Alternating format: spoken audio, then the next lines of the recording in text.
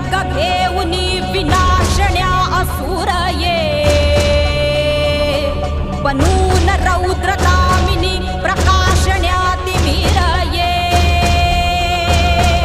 प्रतीक नारी शक्तीचे वैष्णवी महेश्वरी तुझाच अंश राहू दे सदैव माझ्या अंतरी आई अंबे